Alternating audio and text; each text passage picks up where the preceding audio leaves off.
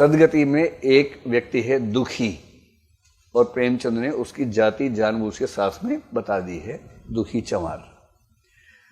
अब इस पर फिर एक ऑब्जेक्शन कोई कर सकता है कि प्रेमचंद क्यों जातीय भाषा का इस्तेमाल कर रहे हैं। दूसरी तरफ एक पंडित जी हैं, और पंडित का नाम है घासीराम, यही नाम है ना, पंडित घासीराम, और इनकी शादी जिससे हुई है वो स्वाभाविक तौर पर पंडिताइन हो गई है, नाम नहीं बताया है। भारतीय समाज में पत्नियों का नाम वैसे भी नहीं होता है, मिसेस गुप्ता, शर्मा जी की बहू, ऐसे नाम चलते हैं। उनका अपना नाम क्या है, शकुंतला है कि कविता है कि सविता है, वो नाम मर जाता है शादी के बाद। तो एक पंडित जी हैं, एक पंडिताइन है। मुझे ऐसा लगता था कि महिलाएं अपनी प्रकृति में थोड़ी ज्यादा सहृदय होती हैं, पर यह कहानी पढ़ के मेरी धारणा बदल गई थी। तो मैंने ये महसूस किया कि सहृदय होना पुरुष या नारी का विशेषाधिकार नहीं है, दोनों ही मतलब सहृदय हो भी सकते हैं, दोनों अहृदय कुहृदय भी हो सकते हैं। तो खैर, दुखी की बेटी का तिलक है, और क्योंकि धर्म का असर ये है कि जो अनुष्ठानिक काम है वो पंडित लोग ही करवाएंगे। असली दिक्कत इसमें है, असली दिक्कत कहीं और नहीं है। यह व्यवस्था कि आपको कोई भी धार्मिक काम करने के लिए पंडित जी की जरूरत है, असली संकट ये है। और ये इतना इलॉजिकल है। भगवान ने अगर मुझे बनाया है, सबको बनाया है, तो भगवान को मेरी बात सुनने के लिए एक एजेंट की जरूरत क्यों है, एक बिचौलिया क्यों चाहिए बीच में? सीधे मेरी बात क्यों नहीं पहुंचती है? भगवान ने सारी भाषाएं बनाई हैं, तो भगवान को हिंदी क्यों नहीं समझ में आ रही है? उन्हें संस्कृत में ही क्यों चाहिए? भगवान ने सबको बनाया, तो उनको एक वर्ण विशेष के व्यक्ति ही क्यों चाहिए बात पहुंचाने के लिए? एकदम इलॉजिकल है, अतार्किक है।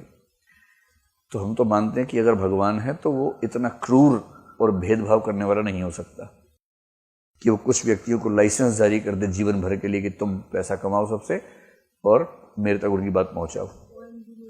तुम पहुंचाओगे तो हम काम करेंगे, वरना काम नहीं करेंगे, फाइल दबा देंगे उनकी, चिंता मत करना। ऐसा कैसे हो सकता है? भगवान है, कोई ब्यूरोक्रेसी थोड़ा ना है, भगवान का सिस्टम है। लेकिन गांव का आदमी, अनपढ़ आदमी कैसे समझे? ये गोदान की भी समस्या है। होरी और गोबर, गोबर कौन है?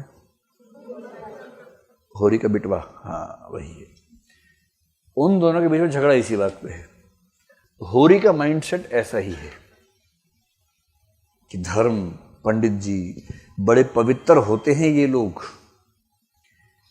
आप किसी और जाति के आदमी का पैसा मार लो कोई बात नहीं, अगर तो ब्राह्मण का पैसा अगर उसकी एक पाई भी दब गई तो हड्डी तोड़ कर निकलेगी।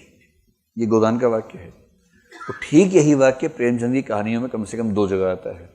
ठीक यही वाक्य आता है, उनके वाक्य भी वही आते हैं।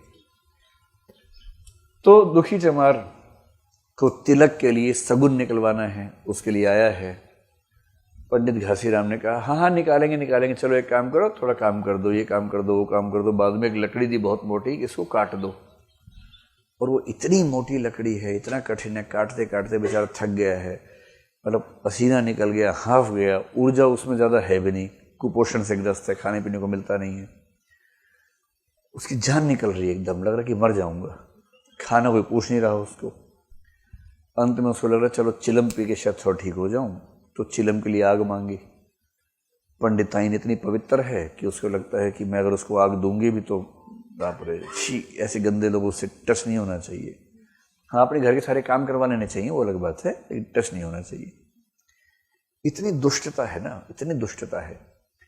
तो आग फेंक के दी और जो पड़ गया उसे सिर पर अंगारा पड़ जाए तो आप समझ सकते हैं कि उसका क्या असर हो सकता है।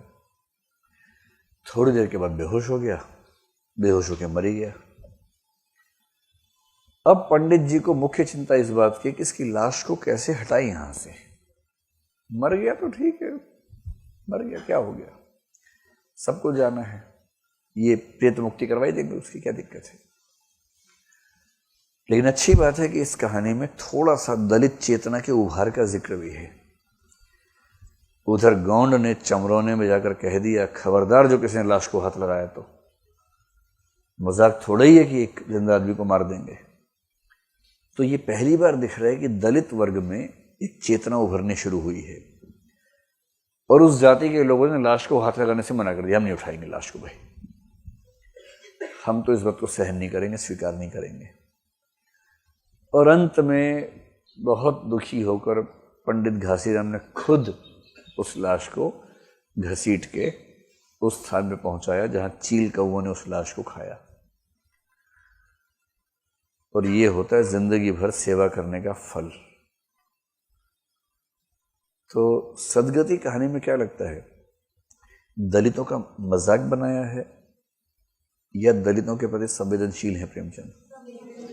संवेदनशील है। और ब्राह्मणीय व्यवस्था, वर्ण व्यवस्था पर करारी चोट की है, क्योंकि वो सदगति करवाने के नाम पर सारा कर्मकांड करते हैं। और जो हाल किया है इसका, वो हाल अपने आप में बता रहा है कि इस व्यवस्था में कुछ औचित्य रखा नहीं हुआ है। तो सदगति के बारे में कुछ लोग कहते हैं कि वो प्रेमचंद की 300 कहानियों में सबसे अच्छी कहानी मानी जा सकती है।